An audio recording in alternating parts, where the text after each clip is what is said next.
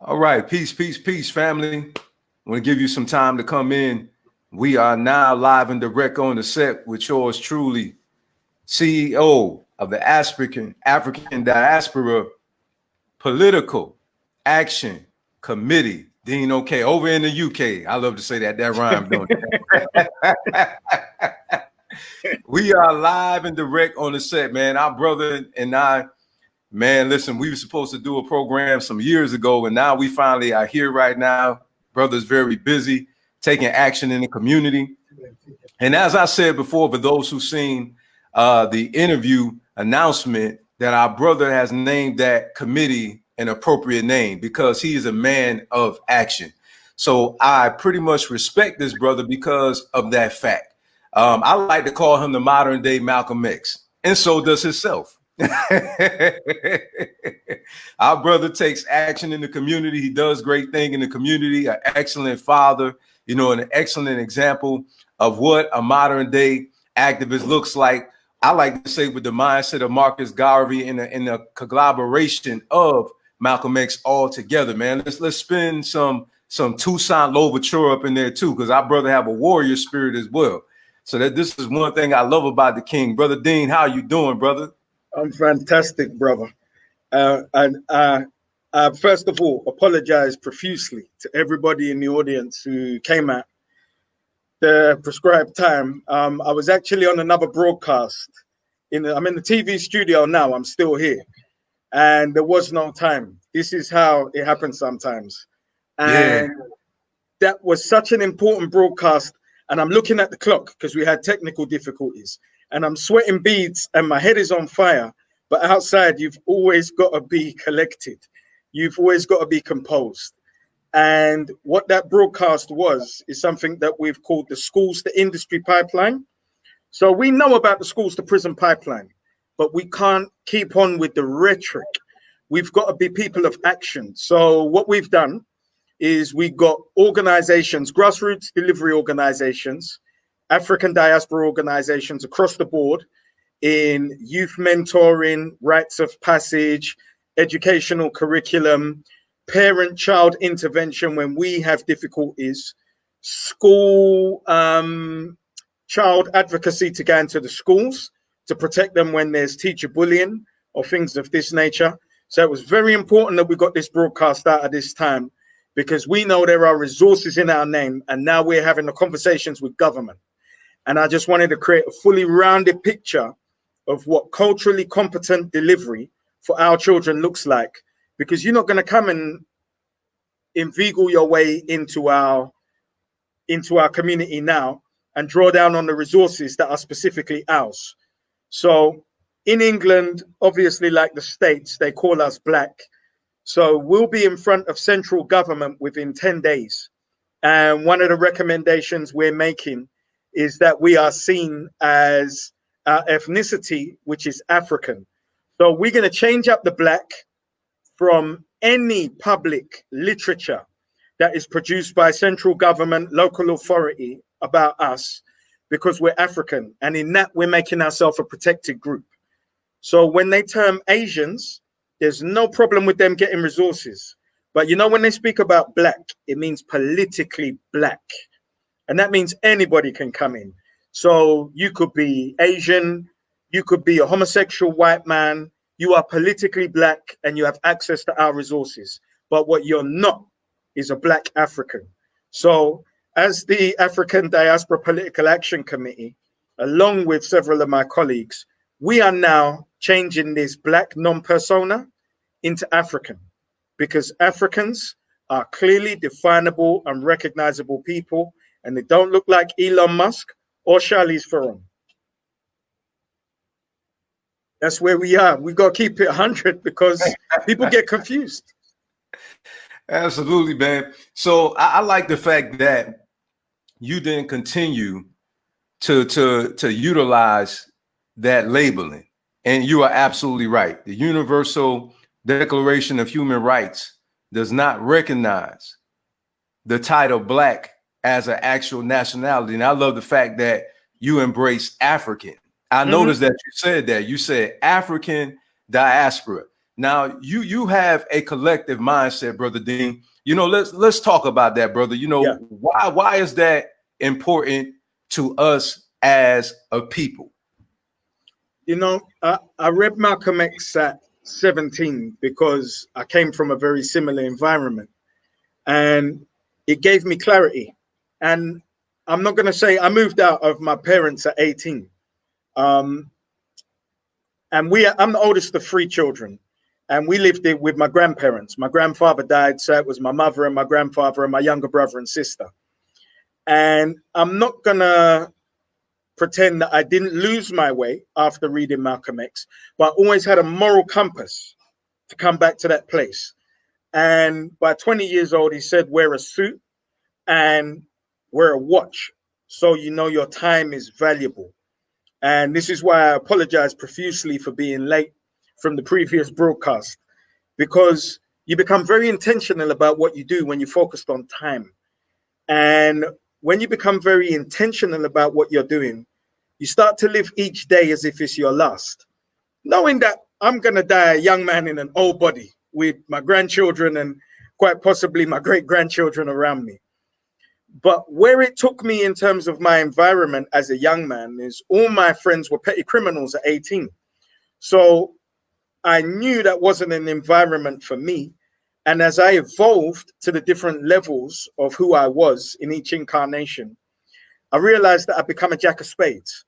So I could rub shoulders with the royalty, but I go down the other cards all the way to 2. And I'm quite comfortable in my communication. And as people see me in a suit, they mistake it for being pretty. But whatever environment I'm in, I'm good. Yes. And there's something about self-respect. Whereas if you respect yourself as a man, you don't need to disrespect anybody. And this is how I know the fake ones, because they over-project. Yes. They see someone they feel they should look down on. I don't know you, man. I don't know your experience. I don't know your journey. Exactly, and man. Just because that didn't take me out of the game, it doesn't mean that it wouldn't take us out of the game.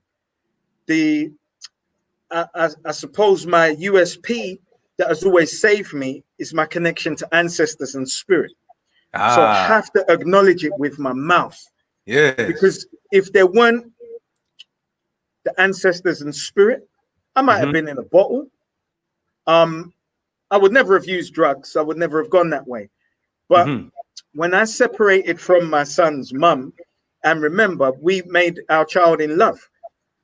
I ran a business. My mum became sick, and my journey was one that there was a lot of pressure at once. As I started my business, I didn't know how I'm going to buy stock, how I'm going to pay rent.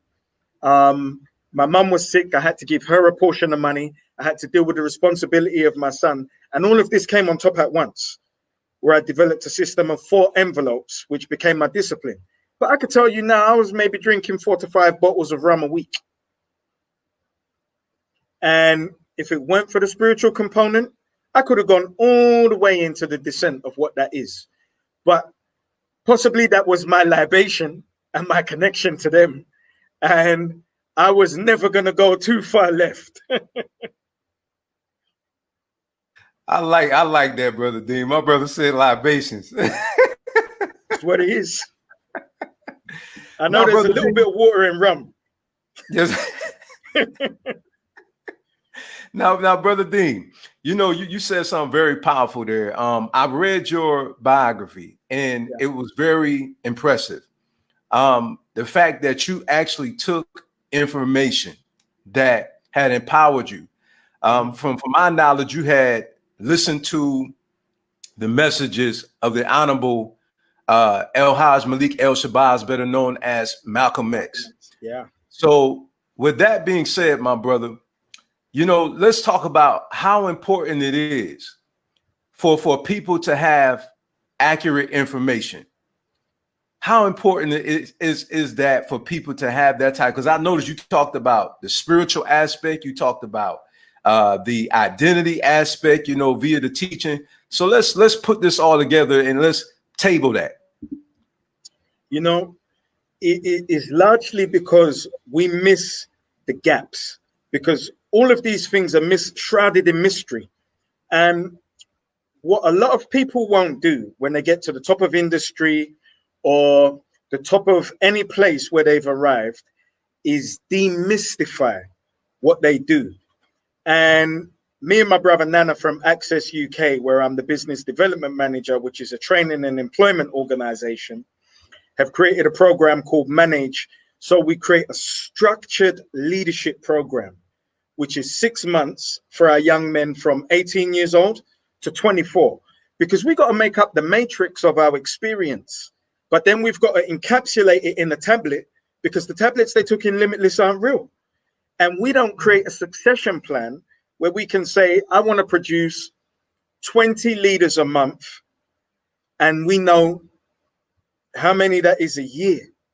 We've got to say there are 120 leaders that have come from this year that encapsulate the tenets of masonry, who have critical thinking skills, who have the ability to communicate with the common man, as Raja Kipling said, or kings, because you just bring everybody together.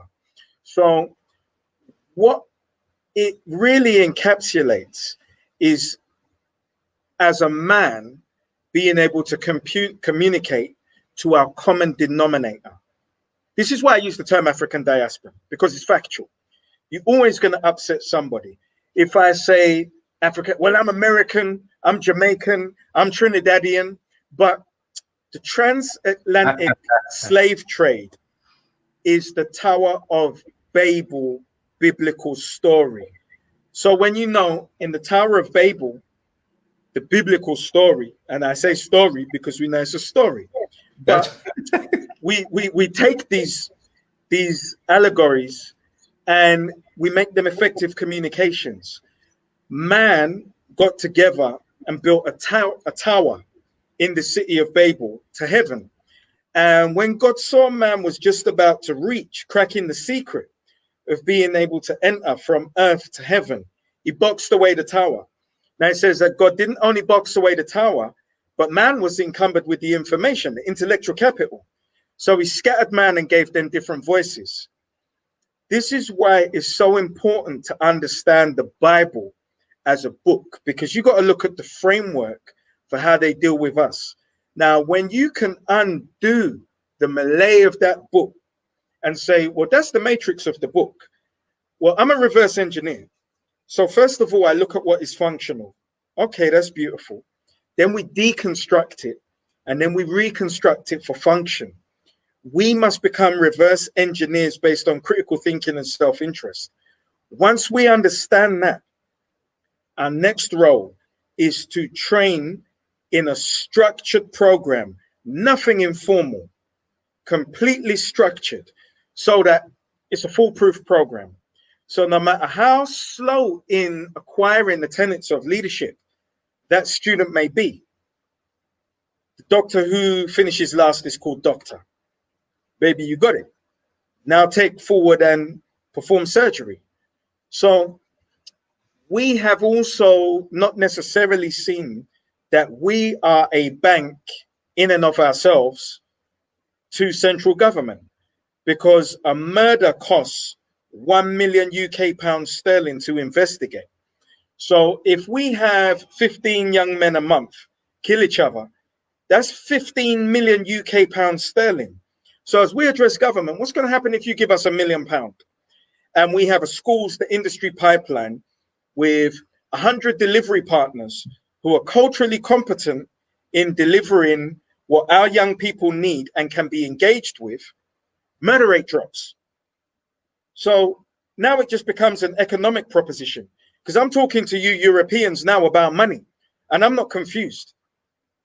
Unfortunately, where Europeans have had their knee on our neck, where many of our brothers and sisters have been inconsolable and not known what to do with their emotions, I'm going to be honest with you, brother. I've been numb for 5 years. I'm numb. So my rage is internal, but I'm numb. So I'm not going to pretend I was inconsolable. You know what I did? I looked at that 8-minute and 40-second video and I said, that was the straw that broke the camel's back. And I told my queen, I told my lady, I said, that's the straw that broke the camel's back. Now, there are people who may not understand the temperature of our people right now. And the truth has nothing to do with people's perception of it. So when our confused brothers and sisters and our distant cousins are saying he wasn't a good man and he did this or he did that, irrespective, he was a human being, and passing counterfeit currency knowing or unknowingly is not a capital offense, number one. And number two, if it was a capital offense, it's not meted out by Judge Dredd. You go through a jury of your peers. And knowing that he wouldn't go through a jury of his peers is not meted out through being suffocated by being knelt on by 4 trained professional law enforcement officers. So don't talk to me about that man's moral compass, because that could have been you or it could have been me, and we would have received exactly the same treatment. And they'd be here saying right now, boy, Dean was a nice guy. Amare did so much for his community. Yes. But we'd be gone. I like that you had pointed that out, man. You know, we all too often, we focus on the negative and we allow them to paint the picture for us that taints the moral character of the man that is now known rather than the man that used to be. They did the same thing with Philandro Castile. They did the same exact thing, as if though that was justifiable to murder a man according to his or her past. And it is totally irrelevant to what actually happened, to the fact that it was police brutality. And that's just the bottom line. Yeah. So now let me ask a very important question, since we all judged from our past. Irrespective of how we judge from an emotional level as Africans now, because I'm not speaking to Europeans. I don't speak to white people about race. Is a waste of time, because first of all, so I'll just preface it with this. In the first instance, you are speaking to somebody from a position assuming that there is decency on the other side. Number one, they know everything that we know. Number two, if you live inside a system that benefits you and you can see that there is victimization and a 400, 500 year history of victimization, and it doesn't inconvenience your life and you're not doing anything about it, I no longer need to have a conversation with you. So I preface it with that because when I speak, I'm speaking to Africans specifically. Thank you, I speak sir. to us because I have withdrawn Europeans from my central consciousness, because then I would be concerned about every move that I made, and I wouldn't be thinking about the beneficiary. I might be thinking about a financier in central government or appeasing people who have no interest or concern. If they are working with me as a delivery partner to finance what I do, is because it is politically expedient to fund the programs that I am putting in place. When the fecal matter hits the wall and they don't know what to do, I always know what to do. And when I don't, I'm separated by 1 degree from the man or woman of African descent who knows exactly what to do. So now I will speak to my brothers and sisters after that diatribe. Absolutely. So let's do that then, because we talked about the problem. Now let's talk about the solution. I know earlier you had aforesaid filling in the gaps. Yeah. That's something that you and I always have discussed throughout the years you and I have known one another. And I've noticed that you've done this, and your organization is a gap filler. So Brother Dean, let's talk about that, because we talk about the problems a lot. Let's talk about the solutions. So what is the solution that the African Diaspora Political Action Committee has come up with so we can solve our community's problems that's been plaguing us for centuries? Let's talk about that. So I started from the premise of Dr. Claud Anderson's Powernomics. And I said, that's a black print that's so simple. Why doesn't somebody do it? And then you look around and you listen. And what I saw is people make the noises, but the sharing of information is a very powerful commodity. Sometimes when I look at men who are fear-based as opposed to love-based, they think in that Eurocentric way around competition, instead of seeing everybody as a delivery partner until that person extrapolates themselves from the room because they have a nefarious intent.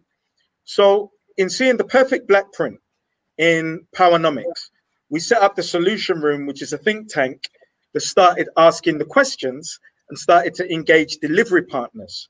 So we took the time over the course of 4 years to create a filtration process with delivery partners to make sure that people were not only competent to deliver what they said, not only had exceptional track records for delivering, but were also spiritually in the correct place for us as Africans when we talk about culturally competent delivery. And, you know, just by how we maneuver in the community, we all know each other, and it's a very small place. So then we get to a place of being very comfortable with each other, where our spirits, which is our most important commodity, which is never spoken on, are balanced. So from that premise, then we go into the hard topics of education, economics, employment, politics, health, housing, trade and industry, and media. So then I said, we got to find the foremost experts across all of those areas to head up those departments. And then it's their job to build out those departments until they're robust enough to serve us nationally. So because I make it my job to meet people, and I own a retail store as well. So whenever people were coming in, I just asked, what do you do if you don't mind me asking? And then we spend an hour talking about what they do. Now they're in my phone. Now you're connected, you're in the loop. So I just found myself introducing people to each other over the course of 4 years. Somebody phoned me up, Dean, I know you know everybody. Do you have a solicitor? Do you have someone in construction? Do you have somebody here? And I'm just connecting people all day, every day. Yes, so, you do, man. Within my store, I found myself 8 hours a day, every day, solving problems and connecting people. And then because I knew people's background, what I found myself doing is giving their backstory. So as I introduce somebody, I leave a voice note. This guy works in intellectual property law. He does this, he did this, he created that case. So now they've got each other's backstory. So when they start talking, they're not in the dark. They've had an introduction. And I realized this needs to be an institution, which is an umbrella organization. So when that actually stands as an umbrella organization, not that stands on the shoulders of an individual, but of a committee of exceptionally qualified personnel. Now that can be inherited. And it is the role of that institution to create schools that deliver our culturally competent curriculum. So then we found a teacher in Kay Johnston who has the Diamond Enterprise educational curriculum, which is an entrepreneurial educational curriculum. Manhood Academy, who have an entrepreneurial curriculum, which is based on the 4 elements specifically for young men. And then they've translated that to the female counterpart in Womanhood Academy, so that now we have something that deals with earth, the soil in the ground, in that grounds young men. And my brother Konsu, Professor Konsu, spoke about this earlier, the air and that which speaks the spirit in the fire and the passion, so that we not only know that it's culturally competent educational curriculum, but one that speaks to our elements. So in seeing how easy that was just to introduce people and now say, well, we're ready, all we need is the buildings now. and we go across the construction industry. So it takes us to housing. And we say, well, what do we need to set up for our people in terms of an African Diaspora housing association that goes across all of the elements? So we have brothers and sisters who work in local authority, and then guys who used to work in local authority, and they bring the black print from what happens with housing associations over to us. And brother, I tell you, we as a secret service infiltrate every single area of industry that our distant cousins have, be it banking, education, housing, politics, and we are fed the blueprint from the inside, and then we duplicate it and we refine it, and then we make it culturally competent for us. And we fill every single area of life, because like our mutual brother, Daryl Speaks says, if we consume it, we must produce it. And once we understand that, brother, we just get to execution. I like that. That is something that I heard people say for numerous years that I studied, such as Dr. Claud Anderson, the Honorable Elijah Muhammad, the Honorable Marcus Garvey, the Honorable Malcolm X, Dr. Amos Wilson, and so many others.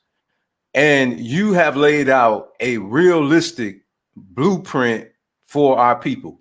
I myself personally have donated, and I definitely believe in the vision that you have, and also the execution that you do as well. Because I noticed that once the meeting is adjourned, what I like about what you said is the action piece of everything that you talked about, and the key players. So that is a mastermind meeting to me. And I've said this for so many years. So many people talk about cooperative economics. How can they cooperate when they broke? Yeah. But this is the mistake. It's not money. There you go. Not cash. It's Absolutely. not cash. This is not Shaka Zulu. This is not Shaka Zulu. This is not Shaka Zulu era, brother. You know what I'm saying? People don't understand, man. We not fighting with spears and knives, anymore. Like you talk about planes and tanks and all the, and I'm a realistic person. When you go on the war, man, you have to have funds. And I'm a retired Marine. Yeah. And so I know, that's a part, not the holistic thing of what it takes, because we all know you got to have a warrior's mindset first. However, once you get the mentality, we all come together, we got to have economics. Yeah. And I love the fact that you said that you had key players at the table. And to tell you the truth, brother, that's why I support ADPAC. I support ADPAC because you have the actual blueprint in place. You have the actual people in place to make it happen. And what I notice is, brother, a lot of our people, we congregate and people say, come on, let's practice cooperative economics. And majority of those people broke. It's like, first of all, you don't control anything. You know what I'm saying? Who has lucrative businesses to be able to pour in the movement? Who has that? You got a bunch of people on welfare. Okay, no shots at my brothers and sisters on welfare. I love y'all. We know you could put some dollars. I'm not knocking. What I'm saying is it takes a lot of money to run a nation. You're talking about who's going to pay the nurses. Because see, I'm realistic, brother. I don't play this fantasy world game. Okay, who's going to pay the teachers? Who's going to keep the lights and the water running? All those things take resources. Money. And you have to have the financial advisors at the table and the accountants, and you have to have the architects, you have to have the engineers, you have to have these individuals at the table to be able to lay out the blueprint that you put on the table so they can execute what you're talking about. And that's the piece that I noticed that you have actually put into the puzzle to complete it and make it a realization. So let's talk about that, brother. Let's talk about how people can become partners, those who want to join. What do they need to do in order for them to become a part of this phenomenal movement, man? Matter of fact, I'm gonna type the information in so I can put up the link so people can come and donate as well. So this is the first thing I'm going to tell you, brother. It would be remiss of me to skip straight ahead into what ADPAC do and how they can join us, because I will be robbing you of a piece of information. I'll be robbing every single viewer of a piece of information. Okay. Because I started with nothing, I knew that I would have to consistently educate myself. Now, I didn't go to university. Now, I'm not talking about training. You go to university to get trained, not to get educated. Now, you have two types of leaders. You have an operational leader, and they can tell you move this here, get that in place. We open at this time. This is logistics. And you have a visionary leader. I fall into the category of visionary leader, and I surround myself with a visionary leader peer base. And what we understand is you don't start with money, because nobody who starts with bootstraps starts with money. So now the reason I speak about the spirit and understanding the nature of spirit is because I want to impart the skills that I came to the table with when I was in a room not knowing, when I'd lost the business and I had to go back to my grandparents' house in my baby sister's old box room, because my aunt had come back from Paris to England and taken my old bedroom. So I'm not going to rob you of the journey, and I'm going to make it succinct. I'm going to wrap this up in 5 minutes. It's not money, it's spirit. First of all, you've got to have a mantra where you 100% believe in yourself. When you 100% believe in yourself, you've got to make the proposition that you are selling real. And the website, incidentally, is ADPAC.net. So I told you something. Now look at this. Do you know what? Don't change it yet, my brother. The ancestors did that. So now I'm going to talk to you about a startup. Every single thing I've done over the last 4 years, I did with my money. And when I made that ADPAC at MailChimp, I made a decision. I said, I'm not going to spend my money and do this for a reason. I'm going to prove that you need no money to do it. With visionary leadership, people are going to buy into it. And what I did was I said, donate if you feel you're a stakeholder and this represents you. And I did that. And in 4 days, I had the money and the website was up. All of the things that are in place now were in place after 4 days. You had the resources. Ancestors did that. That's right. And you said you had resources. I believed in the proposition. I knew the ancestors were with me, and I conveyed a clear vision for execution. And I was always going to do with the funds what I said I was going to do, which was to put the website in place so we had an effective communication and build a team. We're here, brother. So It's funny how these things work. So you see in the evolution that took 4 days to go from a MailChimp, which was free, to our domain and hosting, which cost money.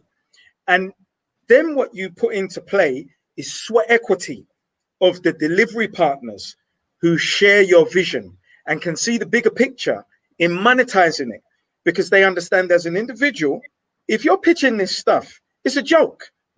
I don't trust anybody wholeheartedly who doesn't have a team.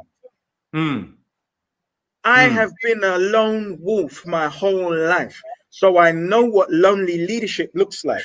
I have been training over the course of this 4 years, brother, to become a team leader. Because when I started this journey 4 years ago, I will run ahead and do your job. You get pissed off, walk away from me and leave me alone. I had to humble myself. Come to this position to recognize the beauty of your expertise and the wisdom and intellectual capital that you've accrued over 42 years. For me to then say, let's join our skill sets in sweat equity, because me as an individual, this is a startup which is bootstraps and it means nothing. But you see, in the sweat equity of our team of 14, we are immediately a multi-million-dollar proposition. I had to learn the skills to bring on board delivery partners who shared the vision that I convey, who are aware of me in the community anyway, because they know what I do. They know I just introduce people to each other. I solve problems, and I don't look at a problem as finite or insurmountable. A problem is a project to employ milestones to then execute. And the end of that project is the solution of the problem.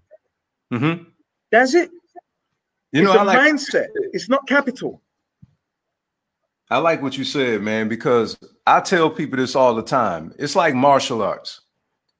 You have multiple styles that are fighting styles, but they're all fighting styles. Yeah. Everybody has their role to play, you know, and the problem is, Brother Dean, I like what you said earlier. Sometimes people are trying to make people who are on the forward edge of the battle area, they're trying to make them office workers, and they're trying to make the office workers people on the forward line of the battle area. You know, I'm a retired Marine, so I fully understand that the pilot has to do his job. The tanker has to do the tanker's job. You know, the infantryman has to do the infantry job, rather, excuse me. And so within a fire team, each one of those individuals has certain weapon systems that they have to operate. Yeah. You know, you have one with a machine gun, you have one with an A4, you know, so everybody has their role. And I think sometimes with the problem is some brothers and sisters, they get mad, and you know, they get mad with brothers like you who wearing a suit. You know, and like you said earlier, I like what you said earlier, because some people would think, oh, you know, he's not a warrior, all because you're wearing a suit, all because you're a businessman. So they feel like you don't have a role. But look at all the things that you're putting together for the community. So somebody would misjudge your character because you're not wearing a red, black, and green, you know, t-shirt all the time with your fist in the air all the time. You know what I'm saying? Doing those things. So they'll misjudge you predicated upon your dress code. Yeah. And they need to allow each person to do their job. You need the accountant. Yep. You know, you need the financial advisor. You need the certified public accountant. You know, you need the teachers. You need the nurses. You need the policemen. You need security.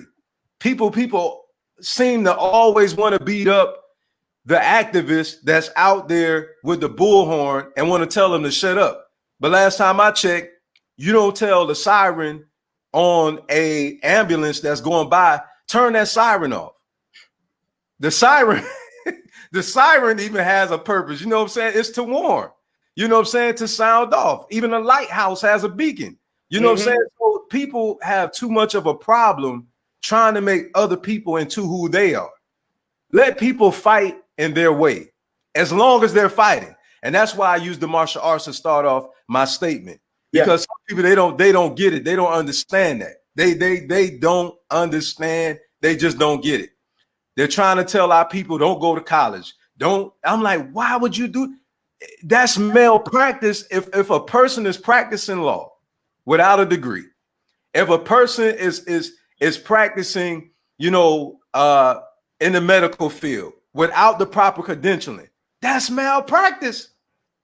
So why would you tell them not to go to college to get their credentialing where some occupations require for them to have that? Brother Dean, whatever else you have to say, man, in your closing. Yes, sir. I'm going to leave the floor for you to be able to give your closing remarks and anything else you want to share with the people. Absolutely, brother. So I just want to say, look, we understand the nature of a piano in that every single key is important based on the note that it plays. Or we couldn't have what Stevie Wonder has produced that's captured our hearts over decades. So it talks to me of a lack of experience when a man is telling another man his role isn't worthwhile. Now, if I were a village shaman, I understand that the young lady who collects water's role is very important, no matter she's 9 years old. Now, if this 9-year-old who's collecting our village's water is undervalued and we don't treat her in the correct way, there's a drought in the village if she gets depressed. So no matter how menial you think somebody's role is, build them up, promote their role, and let them serve their role in excellence. Because I'm just going to lean forward to the camera and I'm going to prove this point. I don't even know if you can see it because I can't look in the camera. Above my left eye is a scar of 5 stitches. That's how I came into the African struggle. A young man who was my age, he looked just like me. We could have been mistaken for each other. And he lived in my area. His name was Stephen Lawrence. He's born the same month as me, the same year. He could have been me. It's very powerful. Same height, same complexion to the letter. He could have been me. In fact, when I wasn't home because I was chasing young ladies and his murder was reported on the news, my mum was terrified because she thought it could have been me. And because that captured me emotionally, I went on May 7, 1993, and I joined Panther UK, the Black Panthers in the United Kingdom. And I went on a march May 8, 1993. But that's not the website, brother. I'm going to give you the website in a second. It's ADPAC.net. Just ADPAC.net. This was our original incarnation before we monetize. ADPAC.net. So when I went on that march, which was my baptism of fire, I was one of those idiots who was standing there too long when the police came along and hit me with a truncheon in my left eye. Covered in blood, couldn't see. I was in an ambulance with people who'd been beaten by the police. But that march got me for the rest of my life. I am 45 years young. I was 18 years old. So I can't discount anybody's experience.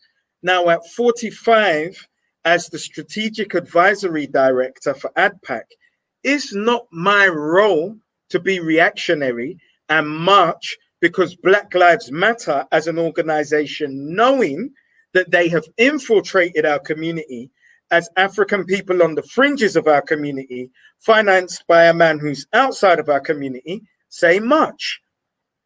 They're not qualified to steward a march.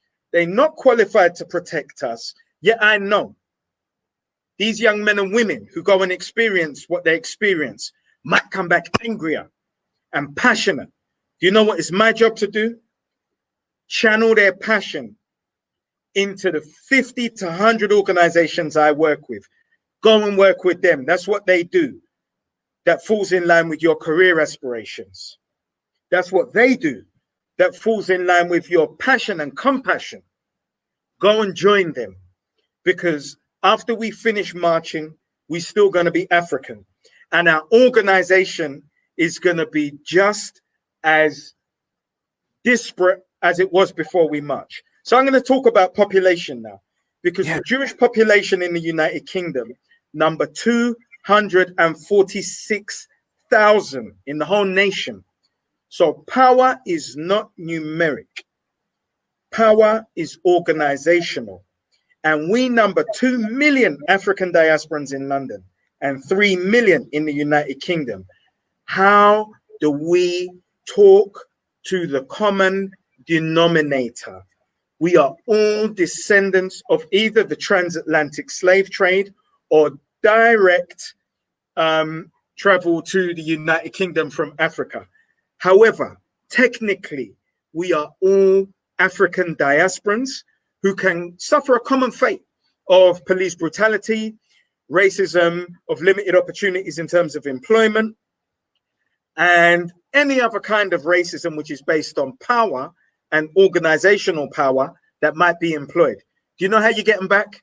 Not by screaming racist. That's a waste of time. Stop talking to Europeans about race. Get in a room with your own brothers and sisters based on your expertise in a strong, structured institution. Let's build the turnkey that is modular and scalable.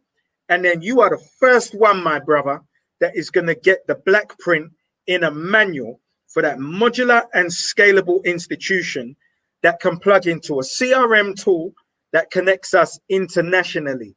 That's 21st century Garveyism. I can't keep waving around Malcolm X as a book or Marcus Garvey in front of white people that don't know what is on any page, because it's a waste of time. Let me employ 21st century Garveyism with 21st century Garveyites. So when we come to you with our institution, that clearly represents 3 million. We are legion. We are not one. We are not an individual. We are not a small fringe group. We are a mainstream organization based on the caliber of delivery that we are going to deliver to you in a culturally competent way as people we love, from a place of passion based on qualification. So the last point I'm going to make is I will never go into detail on security. As my brother David Banner says, we talk too effing much. But I can tell you, in your good nation, sir, as the African American Rifle Association know, which I recommend all African Americans join, and those able to legally own firearms go out and purchase them and find a tactical trainer, which should be on a list, on a database, and signposted across states for them to train with. There is a gun manufacturer who is an African, who manufactures handguns and semi-automatic rifles. Now, your interests in Ghana are very similar to mine. And me and you are going to be sitting in Ghana as delivery partners in a manufacturing district of our own creation on barren land that nobody is interested in. Yes. And we're going to put a telecommunications factory there, which takes our own African mobile operating system. We're going to put all of the manufacturing plants there that we consume as a people. Because do you know what Britain and Ghana have right now? A trade agreement where Ghana replaced Europe and there is no tax, import or export duty. When we manufacture in Ghana, it comes to Britain free. Now, we're also talking about a macro economy. So if you're here and wage might be $400 to $500 a week, in Ghana, the middle class income of £400, because it's a macro economy, a month. So we create sustainable employment. And in creating our own operational system, mobile and PC, we create sustainable employment where every economist has forecast that Africa is going to be half of the planet and under 25 years old. Now, where this is an anathema to Bill Gates, from a European lens, I say, thank God, because we're going to outnumber you. And from 2020, we're working on creating sustainable employment for half the planet who happen to be under 25 in the tech sector. What we start today will be felt on the continent for eternity. We are Killmonger with compassion, and we identify our peers who desire to land in a culturally competent way and mold what we have and what our brothers and sisters in Ghana have and become the strongest people on the planet. And as we have a case study in Ghana, we can roll that out across the continent, not based on our Western ego, but based on the love of our brothers and sisters, in learning tree, in also getting rid of the colonial education system and bringing our educational system along with the components of their educational system to make something that is so supremely and spiritually perfect, is irresistible to any African on planet Earth. That was powerful, man. That was definitely powerful. I love the realistic blueprint that you put out. And that's one reason why I definitely partner with you, amongst the many reasons, because of all the things that you aforementioned. You know, I love the blueprint that the ADPAC has. And brothers and sisters, if you are out there and you are willing to get in the fight in the right way, okay, get in the fight the right way. Us pilfering and burning up our own cities doesn't make any sense. Okay, I have to say this in our ending. If you fight, you must fight with wisdom. War is an art. You must be skilled at it. just like a painter. Mm-hmm. You must use wisdom. You must be logical. What are you saying, Brother Mar? I want you to riddle me this, family. Tell me this. They don't care about our neighborhoods without a riot. They don't care about us killing each other. They don't care about your roads. They don't care about your facilities. So why would they care about you burning down your own neighborhood? You just did them a favor. Family, what is gentrification? I want you to think about it. They come in and then take over our neighborhoods. So again, I want to submit this to you. What does that do for us? That is a setback. Now you just set us back thousands and thousands and thousands of dollars. Then you go tear up your own people businesses on top of that. How does that make any sense? So we must get out of our over emotionalism. And when you fight, you must fight with wisdom, because wisdom helps you to better understand the purpose about why you're doing what you're doing. And for those of you who think we talk too much, let's be very careful with that. Because again, I'm a retired Marine. Communication is paramount. When you are out there and there's an unknown person and you don't have any form of communication, guess what you can do? It's called friendly fire. If you can't communicate with the person that's coming towards you, you can end up taking out your own family member. I want you to think about this. This is the reason why Brother Dean keeps talking about you need a tactician that's in the midst of us so you can understand war. Anybody who knows war understand you must communicate what the plan is. Who shows up to a construction site and don't know what to do? If a construction worker showed up to a construction site, you had no blueprint, you had no plan, you gave them no instruction. Everybody be out there with the equipment. Everybody be standing around looking at each other. Why? Because nobody knows what to do. Why they don't know what to do? Because nobody communicated that. So for those of you who keep saying we don't need to talk, I think you might want to go back to the drawing board on that one. Brother Dean, we thank you so much for coming on the program. We greatly appreciate you, man. From my queen, Amare Amari, and I, we send love to you and Queen Iola over there, you know, and your beautiful son that you have, man. You raising a powerful king over there. You know, he definitely has a solid example, brother, for him to follow after. You know, so I celebrate you, you know, and your family. And we definitely are looking forward to partnering with you guys in person. We're already partners. It just hasn't happened yet. It's gonna happen. And we love you equally, brother. And just in closing, not only do we love you, but we love our brother Daryl Speaks from Sable Ascent. That's we right. now have the Pan-African cryptocurrency website up. So Sable Ascent, we are now sovereign. No more Yiddish games with the SWIFT system. We control our own money. Nobody will babysit it. And we will send money globally as much as we like. It has an escrow facility, so you cannot get conned. Nothing is released because it's blockchain before the goods are received.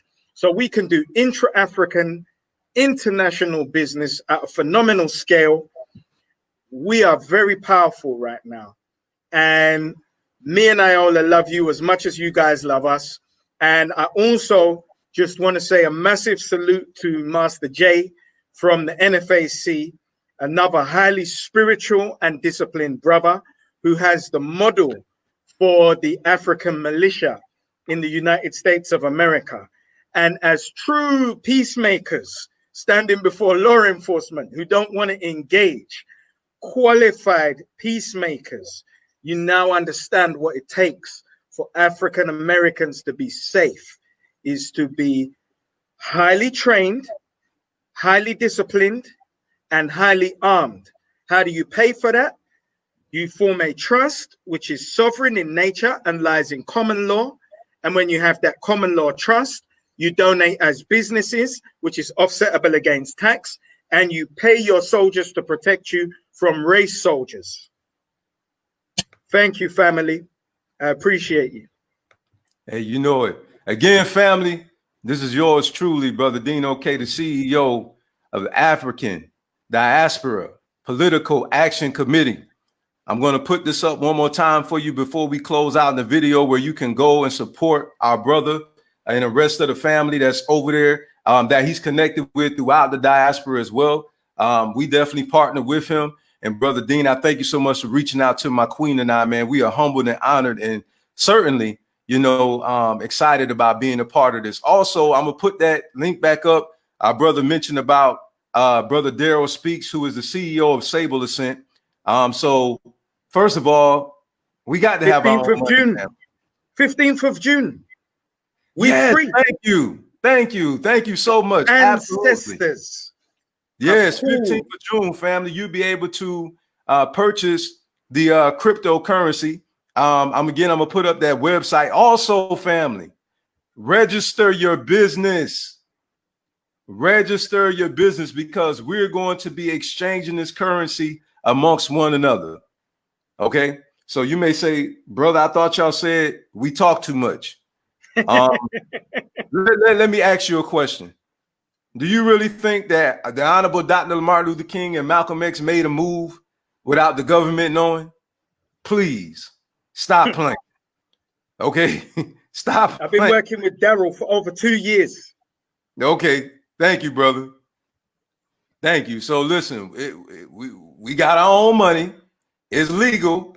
There's nothing illegal about it. It's legally registered. So we have nothing to be concerned about. When you do business right, that's why a lot of you need to register your businesses. Okay? Those who have not registered their business, I'm talking about with your state, put your business. That's why some of you can't get that doggone triple P money and everything else that's out there. You know why? Because you haven't legally registered your business. Stop playing. You can't drive without the laws of the land. You can't fly without the laws of the land. Stop playing yourself. Get your stuff legalized, so that way, if somebody does attack you, you can't be crying about, oh, they shut me down. They shut my business down. Well, guess what? Your business is not legally registered. So what lawyer can defend you, okay, in the court of law, and you're not even legally registered? They will shut you down. Mm-hmm. That's why you want to do business right. So when they do you wrong, because you're in the right, you can prove they wrong because you did it right. I'm just saying. That's all I'm saying. So go there, www.sableascent.com. We love y'all. We appreciate y'all. And we are signing out. Again, Dean Okai. Thank you, brother. Oh, yeah. Your social media platforms, brother. Please tell the people how they can reach out to you. So is at Dean Okai, OKAI, Senior, SNR, at Dean Okai Senior on everything. And ADPAC across the board, on social media. So you got ADPAC across the board and Dean Okai Senior across the board. LinkedIn and professionals. If you want to get involved in the adoption of ADPAC internationally, come and join me on LinkedIn, Dean Okai Senior, and we put you in the ADPAC group, and you see as we build this beast out. Because all we're getting ready to do is hand off the chapters internationally, so that we are working in exactly the same way. And if you imagine that we have our own currency, we are now going to establish our own trilateral commission, which is the reverse of the transatlantic slave trade. This is the Caribbean, the United States, Britain, and Africa. We now formulate our own trilateral commission. We become the new Bilderbergs. Yes, indeed. All right, family. So I'm getting ready to put this out there so everybody can see your information. Okay, so there you go, family. So in closing, thank you all for tuning in. We greatly appreciate it. Again, Dean Okai in the building. So make sure you check him out on all his social media platforms. And also, family, let's put our money where our mouth is. We understand there are numerous organizations out there. Let's stop using these lame excuses. Partner with somebody, put your money together, and make it work. Make it work. Let's stop talking about this common sense stuff. We all know you can't support. Stop playing. Get up, get out, and do something. Peace, love, and power. Thank you for tuning in.